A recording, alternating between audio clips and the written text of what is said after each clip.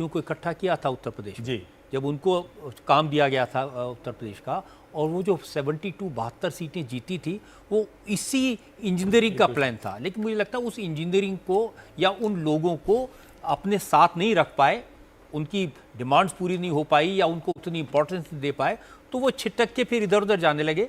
2014 में कुछ गए और बाकी बचे इस बार। रजत जी बिल्कुल सही कह रहे हैं आप। 2000 ये विडंबना है कि 2014 जैसे आप कह रहे हैं बार बार हम लोग सभी कि यूपी की वजह से तस्वीर बदल गई इस चुनाव की। 2014 की तस्वीर भी सिर्फ यूपी की वजह से बदली थी, जो 282 आई थी बीजेपी की। अगर वहां तब 70 पार नहीं करते, उत्तर प्रदेश हाँ, तो यूपी तो तस्वीर बदलने वाली स्टेट है ही, कि इतना बड़ा स्टेट है, 80 जहां से सीट आ रही है तो वो तस्वीर बदलेगा।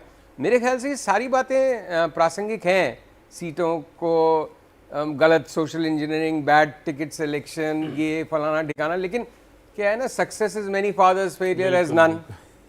तो जब आप विफल हो रहे हो तो सब माइक्रो में जा रहे हैं, और जब जीत रहे थे तो मैक्रो सिर्फ एक ही व्यक्ति या दो जनों का श्रेय, तो विफलता भी उन्हीं के सर है।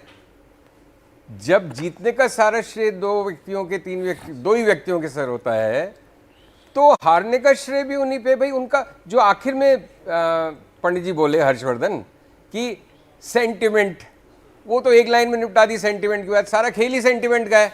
अब आप उसको कितनी भी चीर फाड़ कर लो कि ये टिकट वहाँ, ये ऐसे शाक्य को इधर, वो उसको वहाँ, मौर्य को ये, नहीं मेरी बात खत्म कर दो, आप तो बोलते ही रहते हो इतना। तो यार तो आप बोलेंगे, नहीं मैं तो अभी बोल रहा हूँ, कोई ऐसी बात।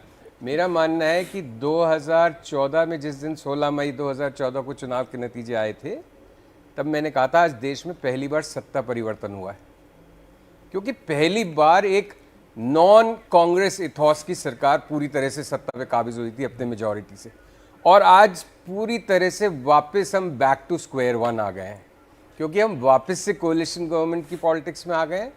हम शायद उतना वापस नहीं घूमेगा ये मीटर, बट कमोबेश आज हम 2014 से पहले की स्थिति में लौट गए, अगर ये आंकड़े बने रहते। एक इंटरेस्टिंग हाईलाइट ये है कि जो अखिलेश के परिवार के 5 लोग लड़ रहे थे, 4 आगे चल रहे हैं, एक शिवपाल के बेटे वो पीछे चल रहे हैं, करीब 23-24 हजार वोट से आदित्य पीछे चल रहे हैं। 298 देखिए एनडीए पहुंचा हुआ है। नहीं, आप जो बात कर रहे थे सेंटिमेंट भी, जो चीज हो, मैं कह रहा हूँ वो हर स्टेट में क्यों नहीं है, हर स्टेट में Bharat is a union of states. Gujarat में नहीं दिखता, एमपी में नहीं दिखता। राहुल महाजन कह रहे हैं कि जेडीयू को तो मुसलमान का वोट मिल रहा है, मेरे को तो इससे ज्यादा हैरानी की बात नहीं। मुझे बहुत डाउट है इस बात में। नीतीश कुमार को कौन देगा बीजेपी? अगर जेडीयू को नहीं मिलता तो इतनी सीटें नहीं सकता है, कभी मिलता था।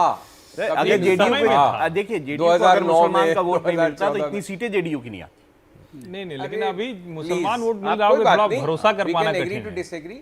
बट द थिंग इज, अब चूंकि हम बिहार की बात कर रहे हैं और रजत जी ने इतनी अच्छी तरह से उनको आज वो दिया क्रेडिट की, कुछ भी बोले, लेकिन नीतीश कुमार ने अपनी प्रासंगिकता वापस स्थापित कर दी है, तो उसी कड़ी को आगे बढ़ाते हुए अब आगे नीतीश कुमार जी क्या करेंगे, इस पे भी कोई प्रकाश डालिए।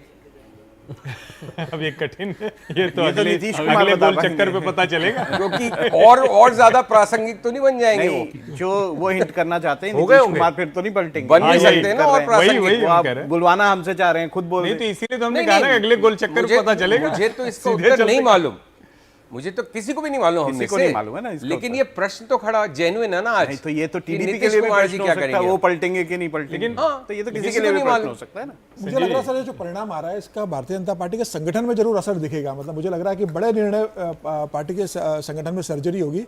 अमित शाह जी और मोदी जी इस परिणाम से निश्चित रूप से बहुत मतलब अचंभित होंगे, लेकिन वो इतनी जल्दी चीज़ें को छोड़ेंगे भी नहीं। मुझे लग रहा है वो पार्टी के अंदर एक आमूल परिवर्तन, बड़े निर्णय लेंगे। मतलब हो सकता है कि बड़े जो मंत्री केंद्र में रहे वो प्रदेश संगठन में जाए, बड़े प्रदेश के नेता है उनको हटाकर दूसरे लोगों को लेकर आएंगे। मतलब वो पार्टी को रिस्ट्रक्चर जरूर करेंगे इस मामले को लेकर। अब जो मित्र दल या अलाई होगा वो अपनी पर्ची पे 3 नाम लिख के भेजेगा, इसको मंत्री बनाइए, न कि रिवर्स कि जो बड़ा दल है वो 3 नाम लिख के भेजेगा हम इसको मंत्री बना रहे हैं। वो सारी इक्वेशन बदल गई। सबसे पहले अगर ये रिजल्ट रहता है, सबसे पहले कहीं ऐसा तो नहीं अभी ऑपरेशन नोटिस चल रहा हो, वो तो चलता रहेगा सर। वो मतलब किसी भी स्थिति में आए, वो 400 आता तब भी चलता रहता है। लोग अगर कोई छोड़ के आ रहा है, कोई जा रहा है, अच्छा किया आपने शब्द बोल दिया, इस पर मैं एक टिप्पणी करता हूँ। और संजीव जी कहेंगे कि अब मैं बहुत माइक्रो में जा रहा हूँ, मैक्रो बात नहीं कर रहा हूँ। वो माइक्रो दरअसल माइक्रो से जुड़ा हुआ है।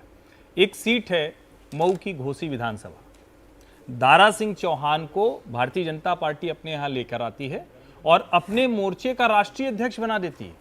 दारा सिंह चौहान ठीक चुनाव के पहले, विधानसभा चुनाव के पहले एक चिट्ठी लिखते हैं, वही चिट्ठी स्वामी प्रसाद मौर्य लिखते हैं, वही चिट्ठी धर्म सिंह सैनी लिखते हैं, धर्म सिंह सैनी सहारनपुर वाले। अब धर्म सिंह सैनी भी भारतीय जनता पार्टी में है, दारा सिंह चौहान भी भारतीय जनता पार्टी में तो है। एग्जिट पोल जैसा हो गया। नहीं, मैं इसको बता दूं, ये जरूरी चीज है समझना।